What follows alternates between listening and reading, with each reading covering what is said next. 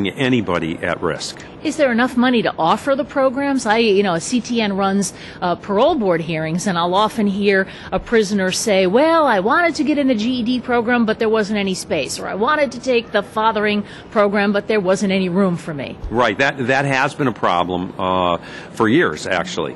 What we did was, at any given time, we might have 300 or 400 inmates that could be released, already approved to release. All they're waiting for is a program that they were required to take, and they wait in line for that.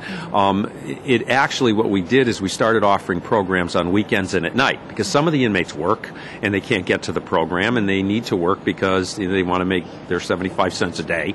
And so we offered the programs in the evening, therefore almost doubling the amount of programming that we can do. So our lists are down considerably now in most facilities. One of the things that was talked about, and I'm going to veer away from the topic of the risk reduction credits, is that we've been talking about the possible closing since the very first budget, I think, that the governor produced, the possible closing of at least one prison. I think he said it would be Bergen. I don't know if it was identified, but that's what sort of came out. Is that still going to happen under the plan we have now? Yes, the Bergen closing was more related to Plan B than it was which facility we'd be closing, because what we want to do if we close a facility, if we get enough empty bed space to close another facility, is to look at what facility costs us the most, what facility security level works for us. So it'll be more of a decision. The decision will be made based on what we can do safely for the community. Now, as I said, our prison population is down. It allowed us to close 2 facilities, a small one and a medium-sized facility. Which 2 were those? That was Webster in Cheshire and Gates Unit in Niantic. That actually just closed Friday. And so those were able to be closed. With the new amendments to this bill, I think we were looking at December, January as the possible closing. That may go a little bit later in the year until the space happens. But as I said, even if nothing else happened, our population is still on the decline, and there's a lot of reasons. Some of those, as I mentioned, are the programming. Some of those are also because we're aging, and as an aging population, people commit less crimes the older they get. So recidivism rate drops off a little bit on an aging population. So there are a number of factors involved that really create this situation where the department gets a little bit smaller. So you finally found the one good thing about Connecticut's population. That's right. Aging, that's right. Because we hear about it so much, and the brain drain, and what it means.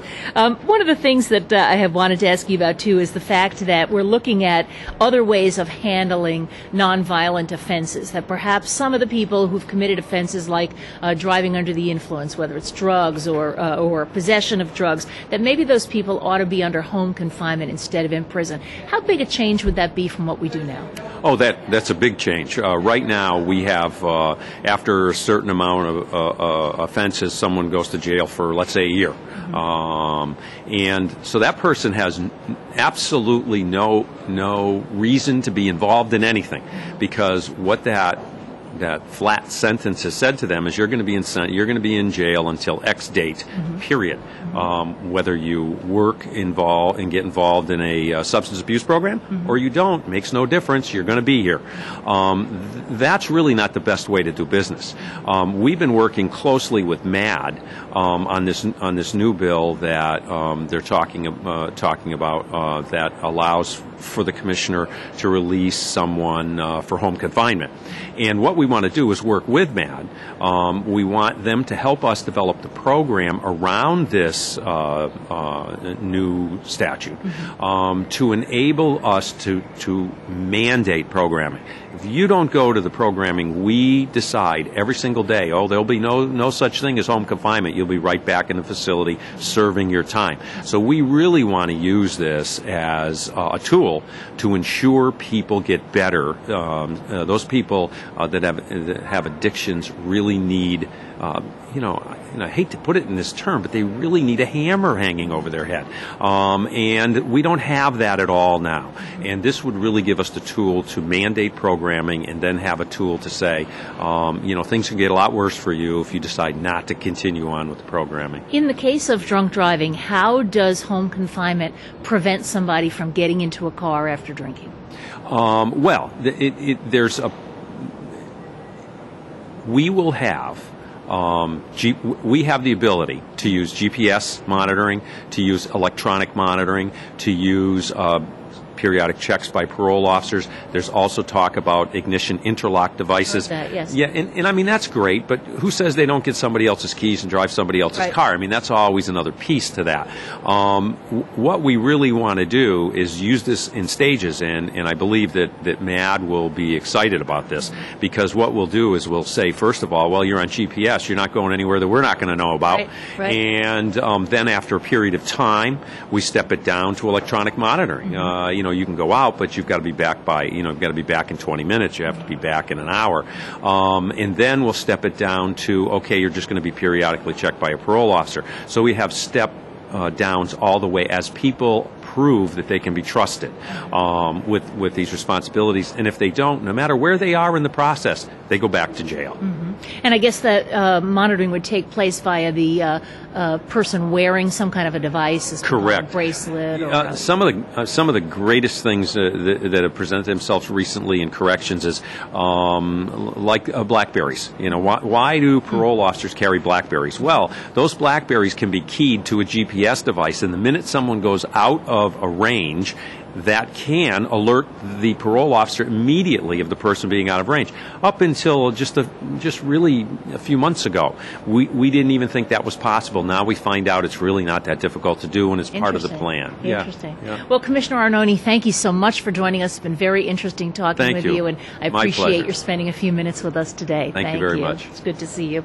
Now let's return to a little bit more talk about the budget. As we mentioned earlier, Governor Malloy has reached a deal with Democratic leaders in the House and the Senate to fill a $400 million gap in the budget, the amount that was not reached through the state employee union concessions deal.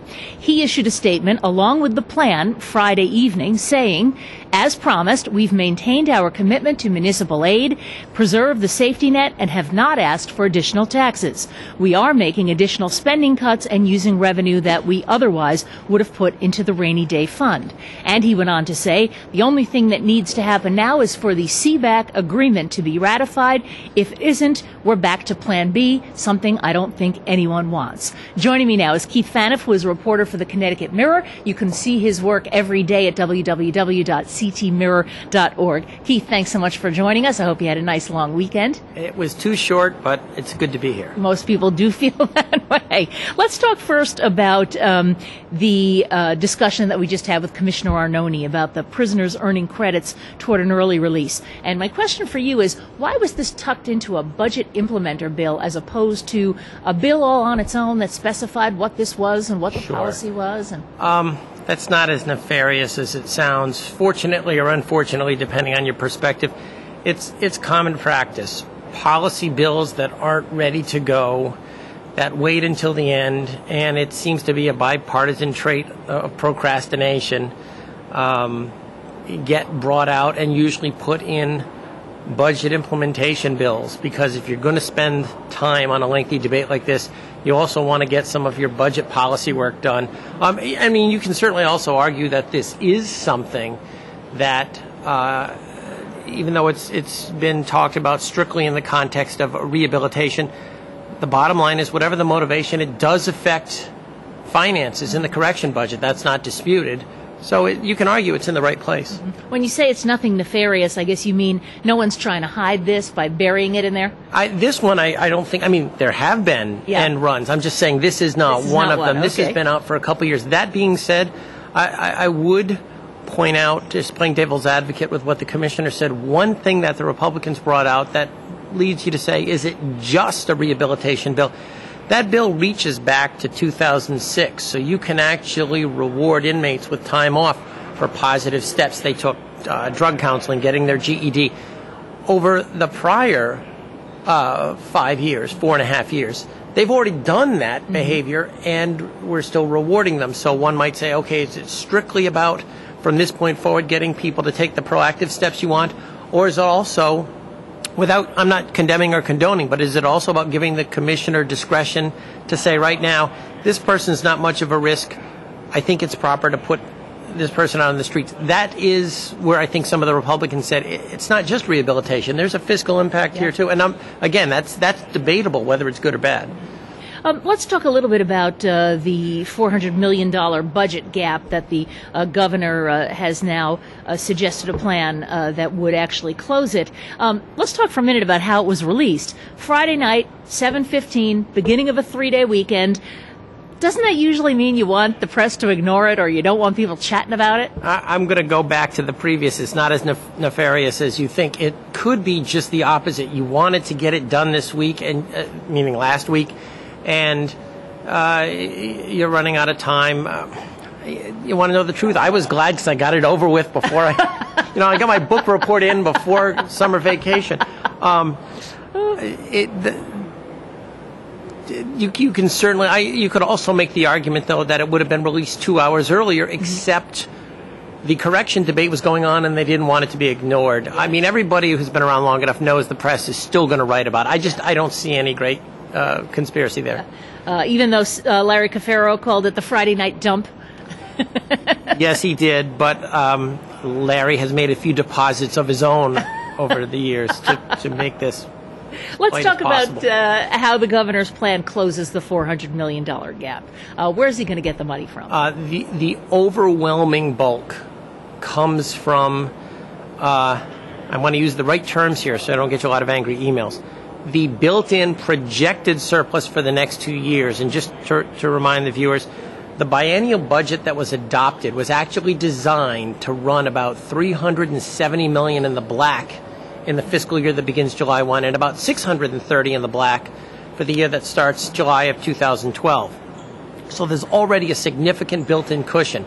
Almost all of the cutting came from that. They basically just, and again, that's unprecedented. I mean, we normally have a 2-year budget designed to run $8 million, not $1 billion in surplus. So it's not a surplus we have yet, but the projected fiscal cushion has been driven way down. The one area where there was a cut also is basically a savings that they just sort of fell backwards into. Earlier this month, they said, we found out that state retiree health care is going to cost a lot less than we thought. And that doesn't really involve cuts. That just involves, we save money this year. It's logical to assume we'll save it again. I think you could argue probably of everything he put on the table, maybe at most about 10% of it were actual reductions. And that's where the Republicans have complained. They say there should be more spending cuts and not to rely on these other things. Right. It's got everybody kind of going back to their notebooks. When Governor Malloy announced the CBAC deal, he said any shortfall between the labor savings targets he set and the CBAC deal would be closed with a combination of whittling down the surplus and cuts. Earlier than that, when he didn't have a deal, he was saying, boy, if I don't get a deal, there are going to be a lot of cuts. And everyone's trying to remember. So what was his promise? Was there even a promise? I don't think this came as a big surprise to anyone. Let me ask you about what's called the Rainy Day Fund. If they're using this surplus for the first year, does there still leave money to reinvest or to start saving again in the Rainy Day Fund? Because the governor was upset that had been basically knocked out in the last budget. It's funny. It's so commonly known as the Rainy Day Fund. I will have articles, I'll write, the emergency budget reserve, and people are like, what the heck is the... That's what it is. It's only known by its nickname, but that is what it is. It's the reserve in the general fund where we, hopefully, if we have surpluses, deposit. It's the state's very simplest savings account. I do think there's certainly going to be a goal to put some deposit, if for no other reason than politically, it will look bad. A lot will hinge, though, on this CBAC deal. If it falls through, all bets are off. And what are you hearing about that? The unions now have a fully developed package that's it's got flesh on the bones now, and that they're selling. I'm hearing that they're having some problems in some quarters selling it. Don't underestimate, though, the value of the sales time. And it varies by each union, but basically a clock starts ticking once they send notices to their employees saying, we have a concession package,